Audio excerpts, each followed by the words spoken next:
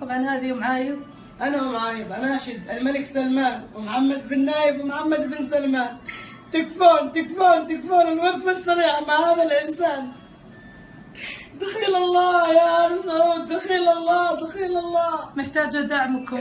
دخيل الله يا ال سعود، اعتبروني ضيفه عليكم. تكفون. محتاجه وقفتكم. تكفون تكفون يا ال سعود، تكفى يا ابو فهد، جاي الفهد في الجنه يا ولد عبد العزيز. تكفى وسلمان، تكفى وسلمان. نخدت يا ابو فهد، نخدت. تكفى يا سلمان الحسن، تكفى. دخيل الله يا ال سعود. ال سعود ما راح يقصرون معك ان شاء الله، بيوصلهم هالفيديو ويشوفونه ان شاء الله. شوفوا هذا وضع ابو عايض، العم ابو عايض، هذا وضعه. شوف هذه ام عايض، ها انسانه مسكينه تروح يعني ما هي مو عاجبها وضعها، لكن لقمه العيش هي اللي تسبب الواحد يهان وينذل من الناس. الخيزران هلا باللي شيبني والله وانا جبان. الله يسلمك. طلت الليله غير والله مساء الخير. هلا بدالي، هلا بنت السعوديه.